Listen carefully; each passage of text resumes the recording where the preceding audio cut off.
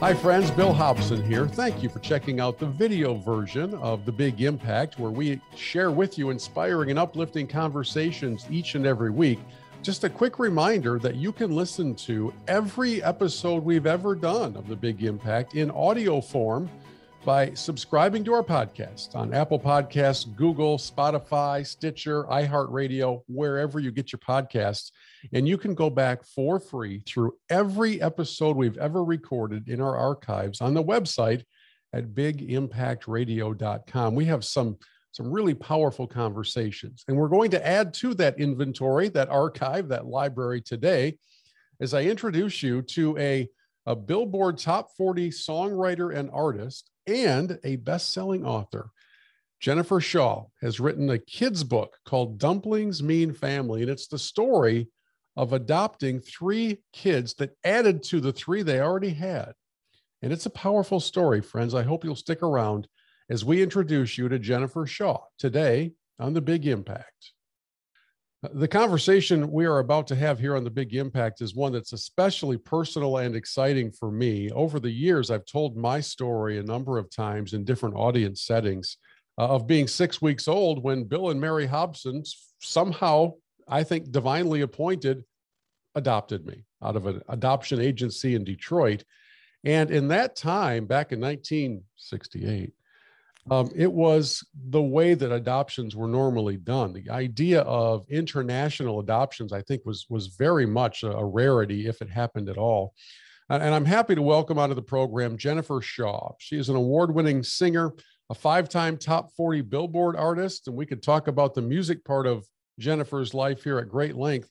But today we're here to really focus in on her family's journey that led to the writing of a children's book called Dumplings Mean Family.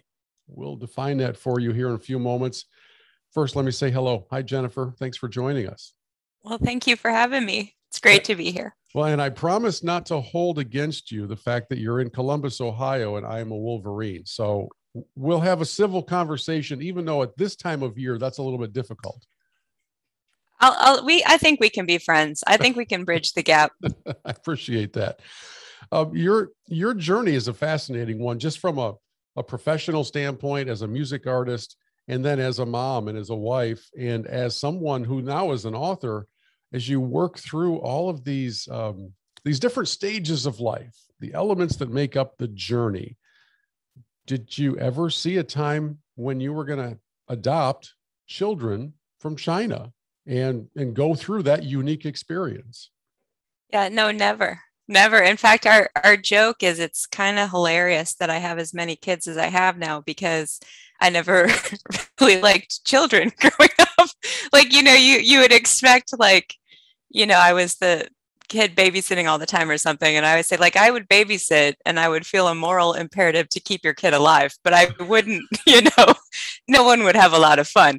And it's just funny to see how God has moved my heart, or, just changed things along the way for us. Some of what we've been through with our biological children led to some of what we got passionate about with the needs of vulnerable children, which led to adoption. And it has been quite a journey. Like, if you had told me what I'd be doing now when I was 20, I wouldn't have believed you.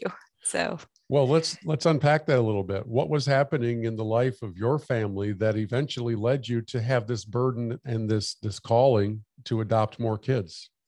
Well, 2 things happened simultaneously that seem unrelated, both of them. But we had 2 girls, adored our daughters, wanted to have another child. And that's a long story. I don't have to tell you that was difficult, but we had another child and adored him. He was our first son, loved him so much, but he definitely had challenges. And we went through a 2-year journey of even trying to get him a diagnosis. It was very clear to us that something was really off.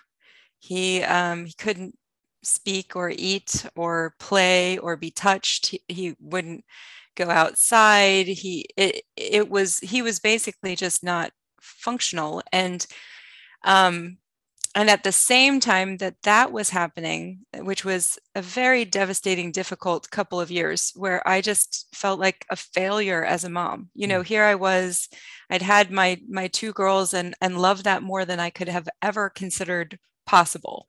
And here I had this boy that I adored every bit as much, but I couldn't help him. I mean, I took him everywhere. Nobody seemed to know what was going on. And while all that was happening, my dad was dying. He had Lou Gehrig's disease. And I was trained as an opera singer. That was my profession. I was teaching at a university. I was singing with the symphony. And my dad loved me dearly and did not care too much for opera. So while he was ill, I made him a worship album. And I never thought anybody would hear it. And it really did very well on the radio, which was totally shocking because we hadn't even sent it to radio. Like it was just kind of a legit random miracle thing.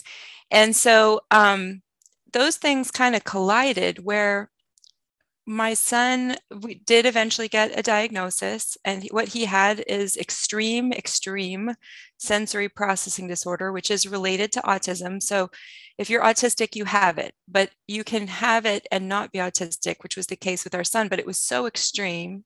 It's a neurological disorder where his brain was misinterpreting sensory input. And so, for example, like if you get water on you, your brain tells you that feels wet. Toby's brain would misinterpret it. And so if he got water on him, his brain would tell him he was being burned. And so he couldn't eat because food hurt when it went. I mean, it felt like it was cutting him all the way down his throat. If he went outside and the breeze hit his skin, it felt like it was shocking him. And so he was just shutting down. You know, he was not functional, and it was fear. I mean, he was terrified and hurting all the time. And we got him into therapy. And that is my first book. I wrote a book about our experience with Toby called Life Not Typical. And he has had a miracle. I mean, he's been healed. I mean, there's not another word for it. In a way, it was such a blessing. He was so severe because he got diagnosed very young, got very intensive intervention, which is not typical for sensory processing. Usually you're diagnosed more about 7 or 10 years old. But he was diagnosed at 2 years old, and he happened to get great therapy. So we had this experience that was sort of like a watershed event in your life where you go through this incredibly intense thing. And it wasn't like it was over at diagnosis. I mean, we had years of therapy and special needs schools, and we met so many parents dealing with disability and parents dealing with special needs, and really felt like walking through into another reality where all of a sudden you see all these vulnerable kids. And my heart was really broken for vulnerable kids and what kids are going through and what parents are going through who love them. And then at the same time, I have this album taken off, and we were making another album. And so I'm touring, and I'm realizing I have a platform now that I didn't have. I mean, you don't have a lot of touring opera singers. I mean, you have some, but you have to be the top 2, like I didn't have that. And so now I'm in front of audiences, and I'm realizing I have some power to bring attention to some of these things. And so I started looking into it, and that sort of led to children in poverty and children in trafficking and children orphan care. And I've been a Compassion International artist for years now, working with poverty relief and things like that. And we started traveling with them. Well, if you do that, if you go to those spaces where you have children who are living in slums, whose families, I mean, to qualify for that program, your family cannot make more than $1.80 a day. I mean, we're talking about people in desperate situations. Well, when you go into those spaces, you meet a lot of orphans. And I tell people, like, people think orphans are made up, like it's Harry Potter, it's a character. And that's, there's so many definitions of orphan. And I don't mean to use that word lightly. That's a super loaded word. But when I say that, I just mean children who do not have a permanent family, who need permanent families. And that changed our hearts. And so, as you were saying, what a journey. I mean, this was something that happened in our lives over many years, over a lot of time. And We adopted eventually, not because we needed more children. We had 3 children, but because children need families and our family had room. And when I looked at who we were meeting in the field, if you were over about 3 years old, and especially if you had medical issues, you were just never, your chance of getting adopted was almost nothing. And so my husband and I, that was where our heart was lying. And then my experience, how beautiful the full circle, because my son's experience, I have a lot more skills and knowledge than I had before of how to get help, what kinds of therapies are available, who do you call if you don't know who to call, Yeah. that kind of thing. So anyway, it just felt like, it feels in some ways like my life has just always been taking the next step, and then the next step becomes clear, which I think is often how the Lord works. But that's how we got here. Well, it probably begins with a willingness to listen and to be sensitive to those promptings from the Lord. Yeah. At the same time, I have to think, Jennifer, that there was at some moment a very important conversation that took place between you and your husband, and that was, are we really going to do this? Do you remember what those moments were like, where the idea was in maybe even in both of your minds and both of your hearts, but it hadn't been verbalized yet? And I'm wondering if there was some, was there a dramatic piano bed, music bed that played at the same time when you were, I got to talk to you about something, and da-da-da. Yeah, I do that. Whenever I want to bring up something serious with my husband, I go to the piano and I play bum, bum, bum, Exactly. yeah.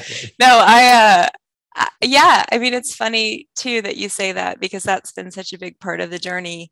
I remember several sort of standout moments. One was a girl that we met in Thailand. She was 12 and she had been rescued from trafficking. And we were really bonding, and we were just spending a couple days at her orphanage. But she was all about me, because someone had gifted the orphanage a keyboard and nobody knew how to use it.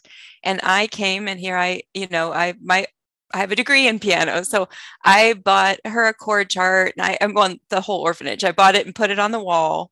And then she loved music. And so she was just glued to me, and she wanted to know, how do I do all this? Like, she knew she only had like a couple days with me. So she's like, how do I do everything before you leave?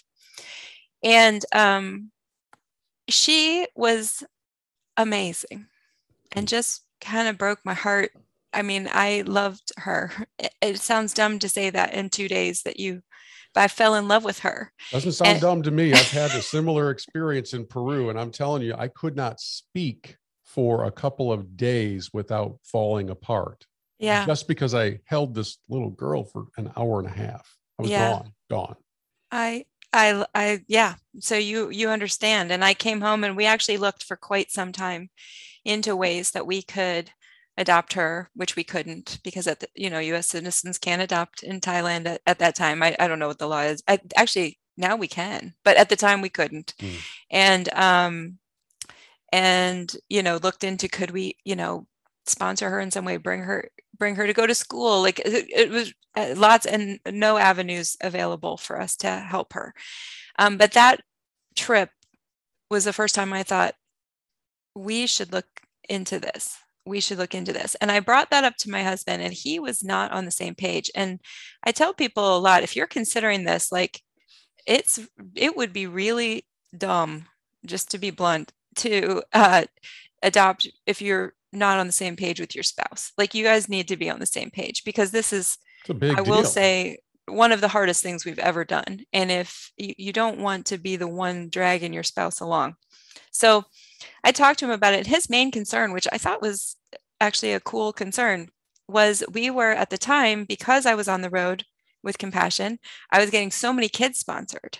And he was like, if we bring home another child that's like intense the way it was intense with Toby, we were in therapy all the time, and I had to really curtail my work at that time.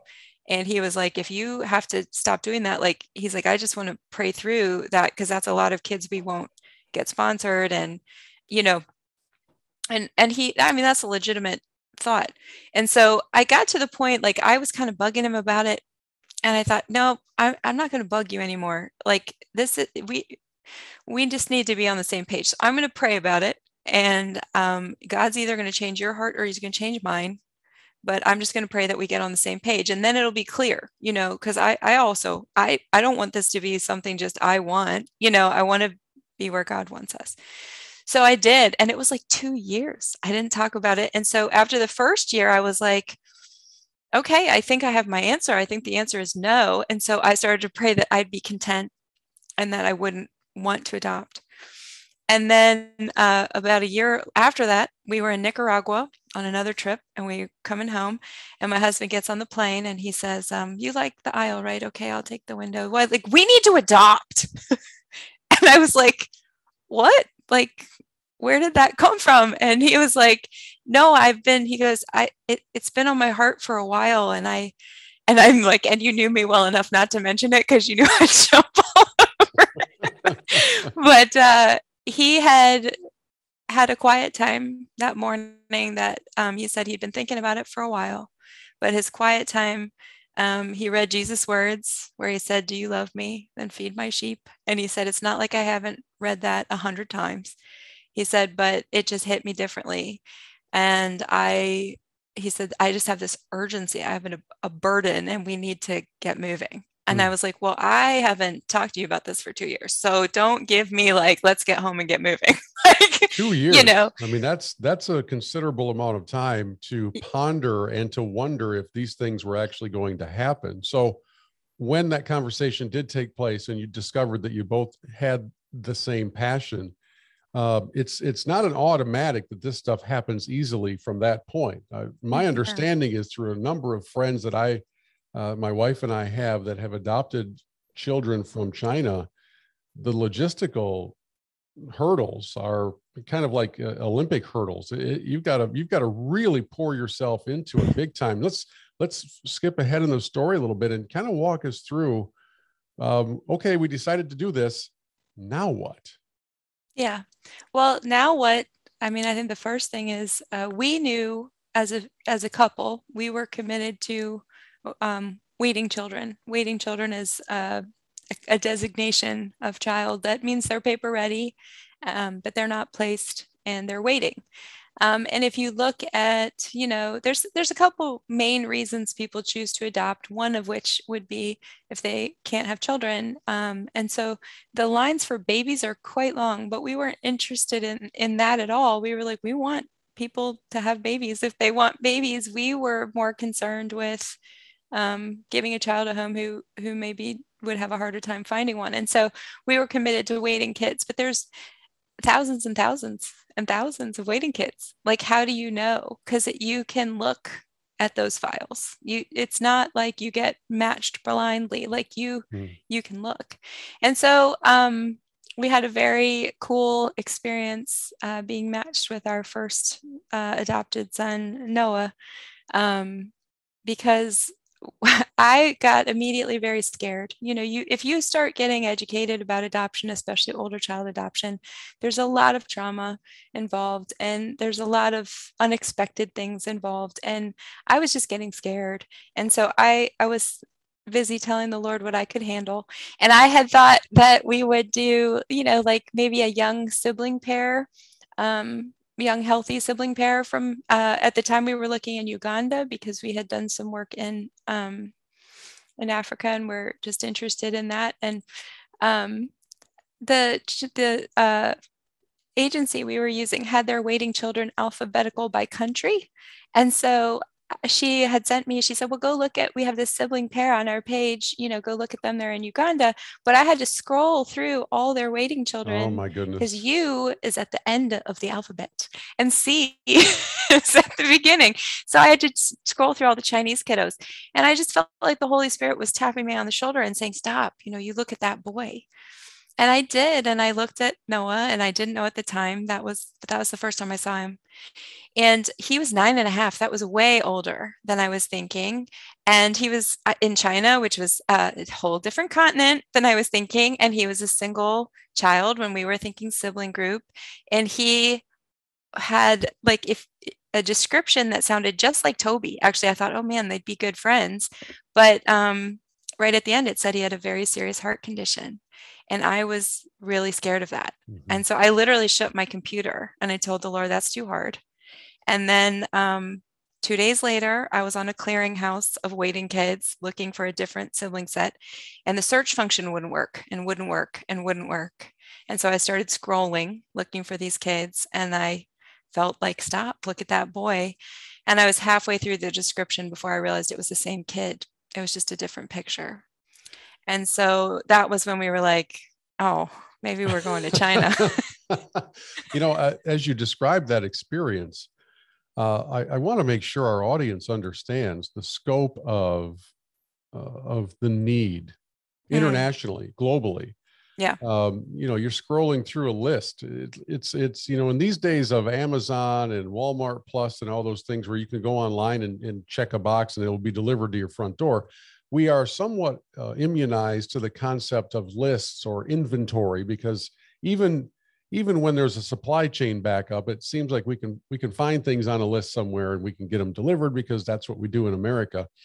The concept of children on a list is pretty jarring.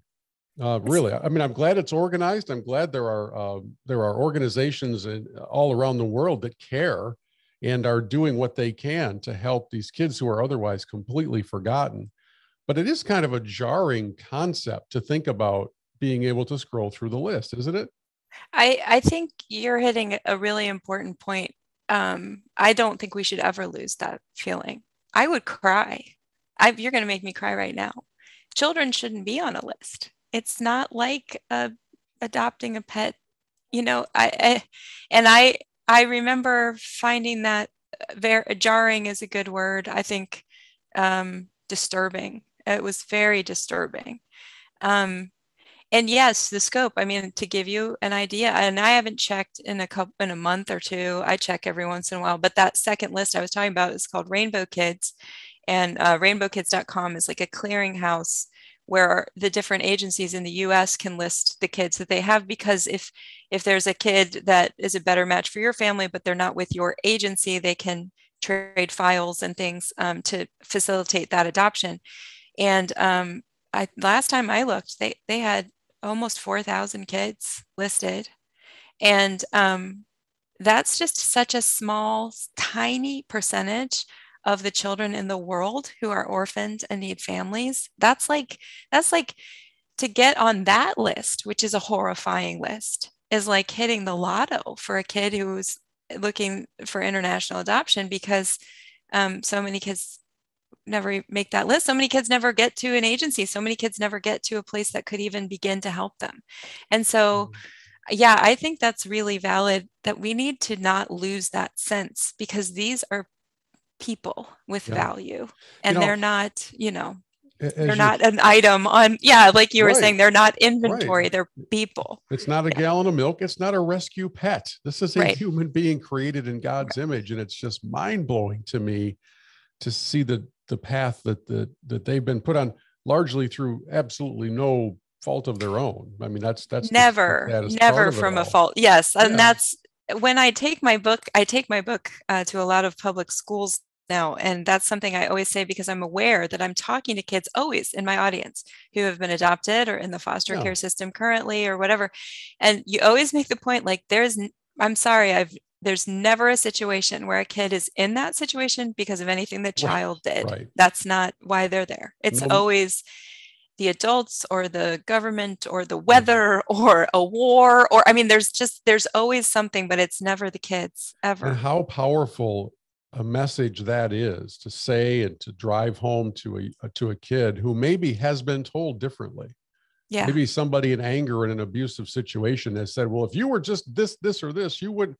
It's not true. And psychologically, I mean, that is kids in foster care, kids in adoptive situations, they're so often saying, well, if I had just behaved, if I had just not said that, if I had just, protected, if I had just protected my parent, and you're like, no, you're four. That's not you. Yeah, I'm just curious. This is kind of a strange, just popped in my head question, which is what often happens. Um, do you have any idea if there are American children on lists that other families in other countries are looking to adopt? I've never really heard of that going in reverse.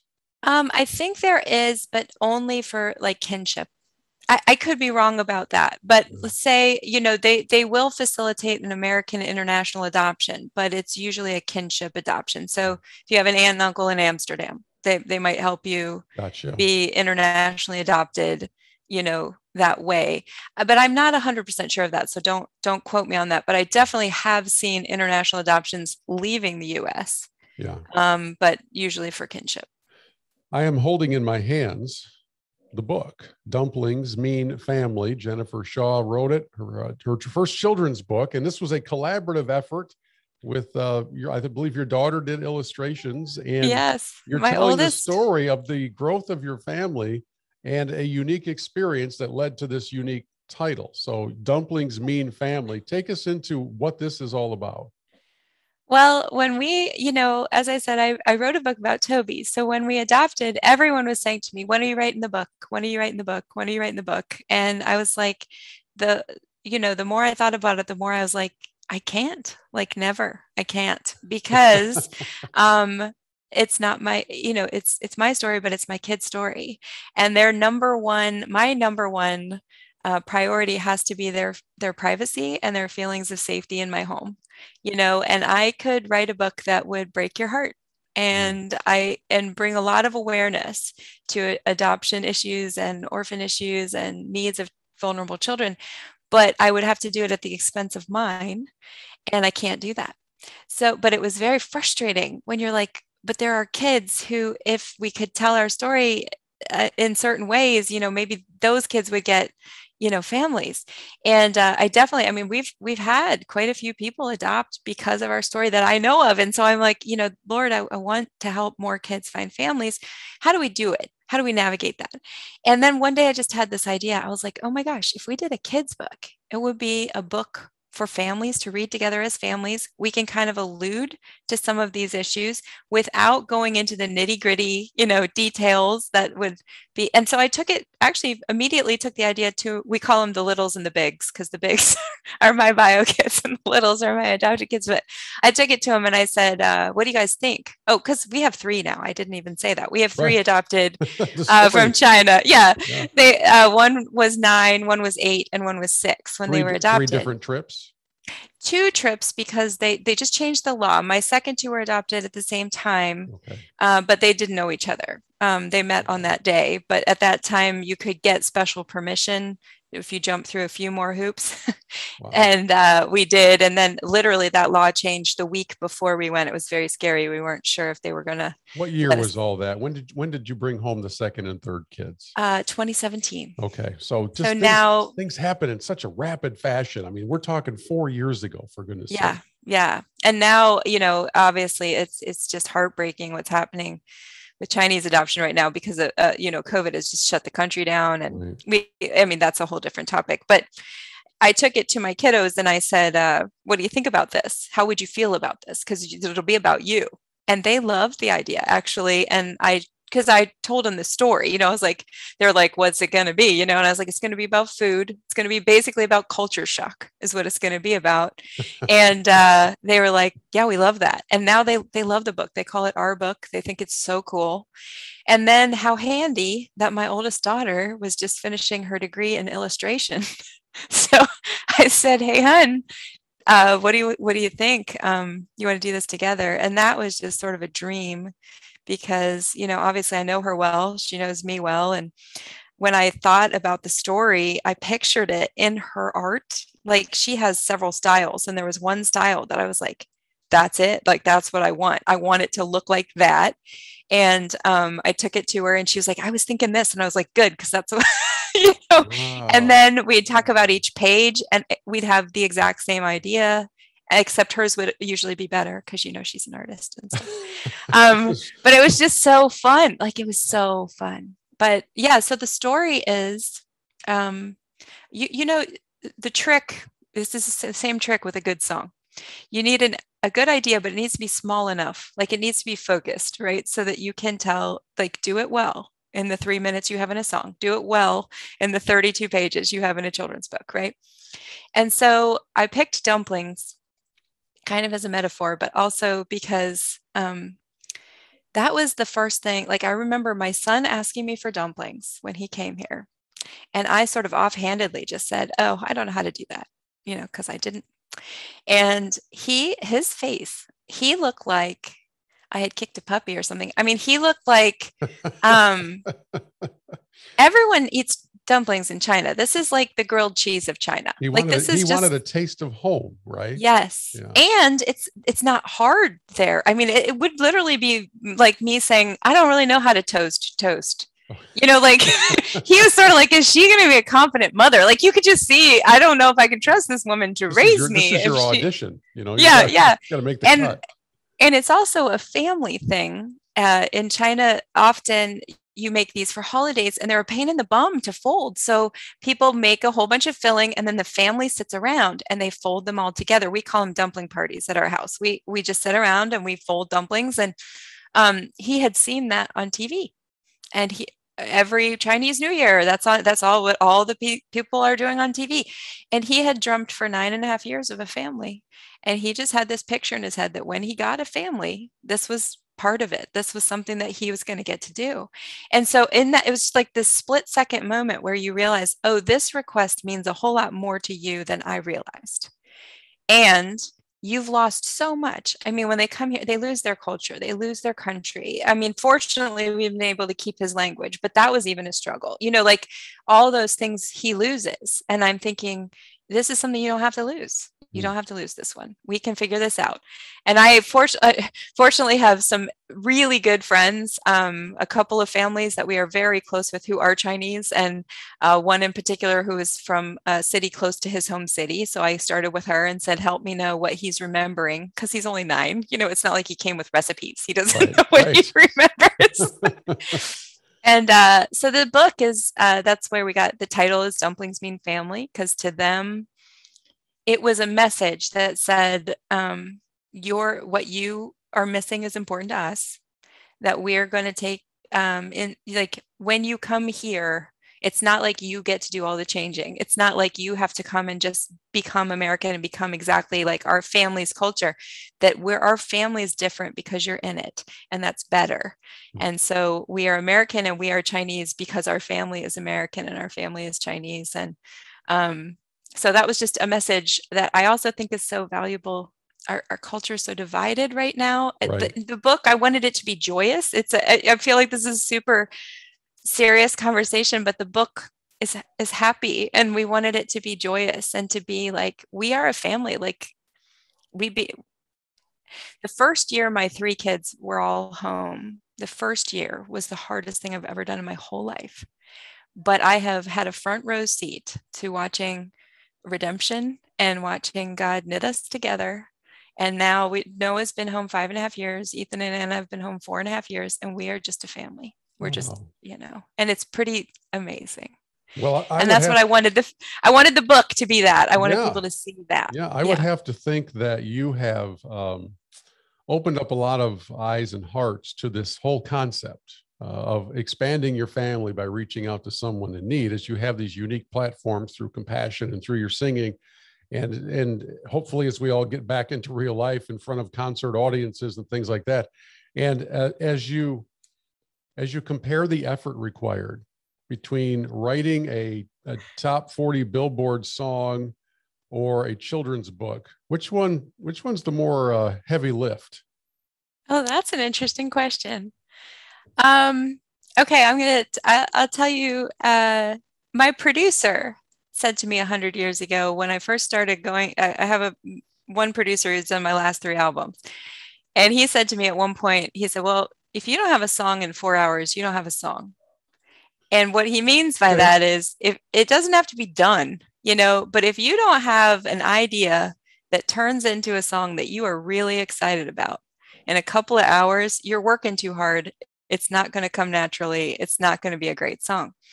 And every song I've had that has gone top 40 has been done in a morning, not done, Right. but written, where you're Goals like, are okay, there. we're going to Yeah. tweak some lyrics. We're going to talk about the production. Obviously we didn't record any of it, but the writing Yeah. is done.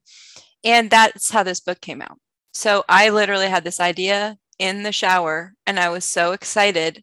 By the end of my shower, I had the whole thing written. I was running downstairs.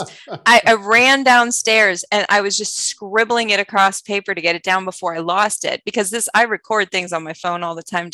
I don't have my phone in the shower. Hard to Can't believe. do that. So I mean, now then I edited it for, we did the pictures and editing together, because, you want those to work as a team. If the picture is telling part of the story, the words don't have to, and vice versa. It's the same as the music and the lyrics in a song. So I that took 6 months. But that's really normal to get that good idea, that kernel. Yeah. But I would actually say they were very similar. Now, an album, then multiply that by 10. So an album is way harder than a kid's book, I would say personally. Well, I have a friend who has an adopted daughter from China, and she's going to receive this copy of Dumplings Mean Family. For those of you who are watching the video version of our conversation, you can see the unique artwork on the cover. For those of you who are listening to us in podcast form, we'll put the link to the book in the podcast notes so that you can go and click on it and get it for yourself. And while you're at it, you might want to pick up some music from Jennifer. I mean, it's kind of a package deal, right? You can be a best-selling author and a chart-topping musical artist all in one package. That's kind of a good way to go. I have no doubt, Jennifer, that you and I could do another 3 hours about the marvelous ways that the Lord worked to orchestrate exactly what your story is all about. I'm so glad we got a few minutes to share it together, and we wish you nothing but the best with this book and with the family, the more important part, with the family. So thank you so much. Well, thank you. And thank you for having me. It was really fun to talk to you today.